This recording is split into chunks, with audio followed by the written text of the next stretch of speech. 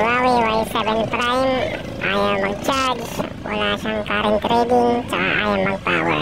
So bubuksan natin, i-check natin yung battery niya. Kasi madalas nangyari ito is nade-drain yung battery.